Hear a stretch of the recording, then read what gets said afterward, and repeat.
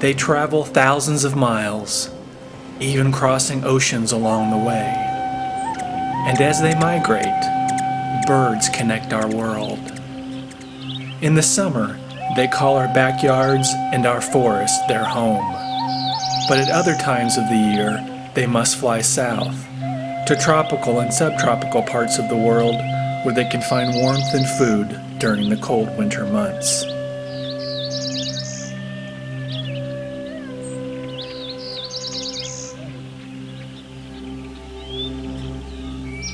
Tropical forests support some of the greatest diversity of life on Earth.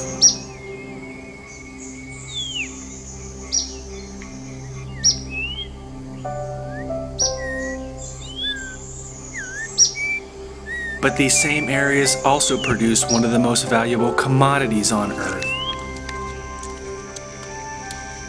coffee. Traditionally grown in the shade of mature trees and forests, coffee travels in and out of the tropics and all over the world.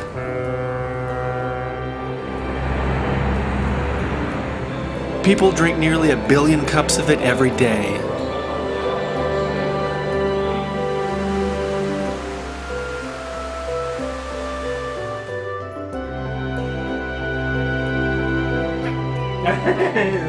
But in the last 30 years, over half of farms that grow coffee have eliminated the forests and shade trees that tropical wildlife depend upon. The resulting sun-grown coffee farms are relatively barren and can support only 10% of their former diversity. This land is no longer hospitable to the majority of creatures that call tropical rainforests home. Your daily coffee has an impact thousands of miles away. But what you drink and how you ask for it can be the key to a solution.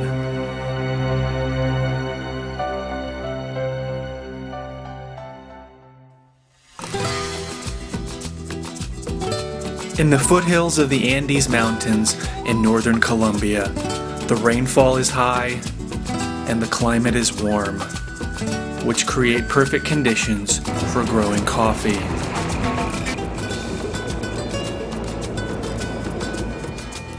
Because of steep terrain, most farming done in this region of small towns are of modest size. And as a result, shade-grown coffee production continues.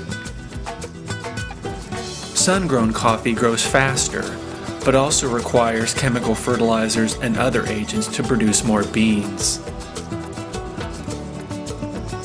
Because of these added expenses, many smaller farms in Latin America have kept shade trees and shade-tolerant coffee varieties.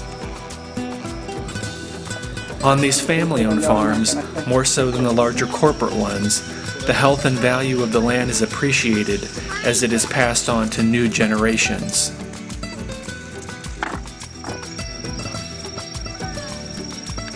Shade coffee farms may contain dozens of native tropical tree species, which in turn host an increased diversity of other plants and animals.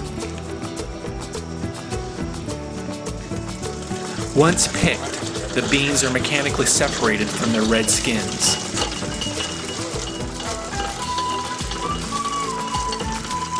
On larger farms, this is done with motorized equipment, but the smaller farms still do it the old-fashioned way.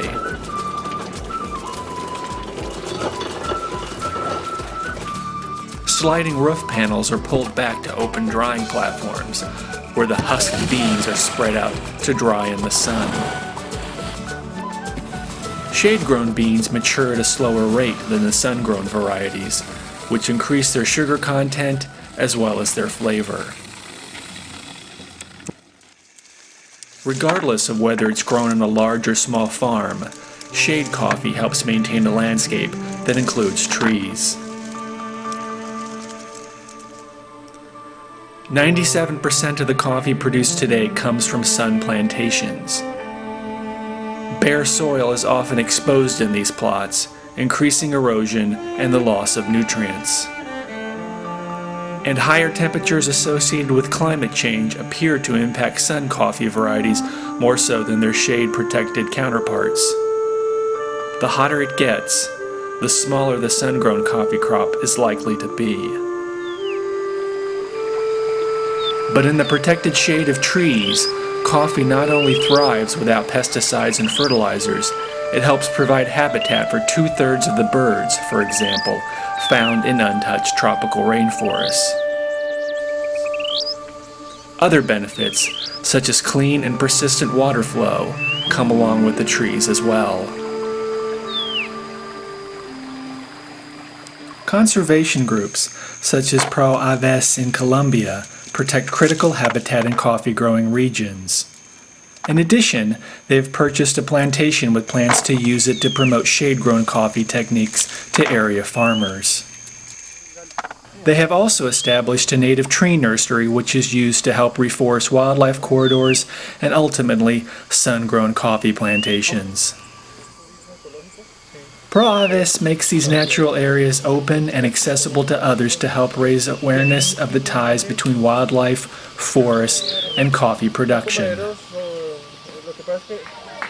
And perhaps their most important audience are the region's children. Through classroom visits and exercises, the message of conservation is passed on. A yearly migratory bird festival is held in several locations throughout Colombia, giving local school children a chance to parade and help spread the word to their parents and neighbors.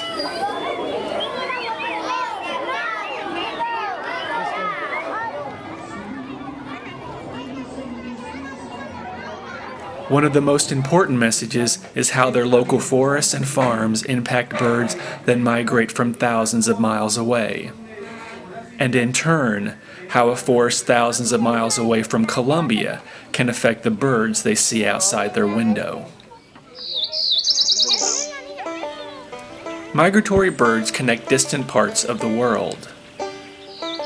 The loss of just one part of this migratory chain will threaten the survival of any single species of bird.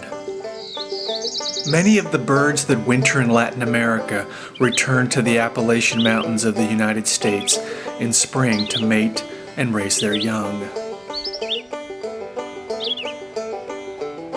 But over the past several decades, whole mountains have disappeared in this area, and along with them, their forests, as surface coal mines strip the landscape bare. But also, as in the tropical forests of the South, the forests of Appalachia have groups seeking to repair the damages of the past. The Appalachian Regional Reforestation is trying to restore forests on surface mines, not only to plant trees on these drastically disturbed sites, but also to restore both the function and the form of the forest that existed prior to mining. No one can ever try to even attempt to restore Mother Nature the way she was prior to mining, but we can do the very best we can, and that's what the Appalachian Regional Reforestation is about.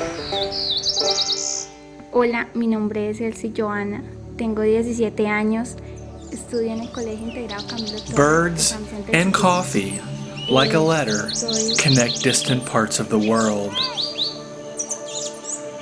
How coffee is grown in Latin America might ultimately affect whether a migratory bird returns to nest around your home every spring.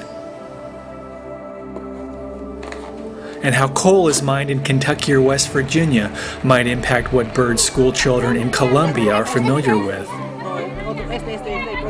Cada mañana levantarme, Coffee is one of the most easily seen parts of this puzzle. ver las maravillas. By knowing where your coffee comes from, by asking that yours be grown in the shade of old trees, bathed in tropical mists, you can help ensure that these birds will always have a home.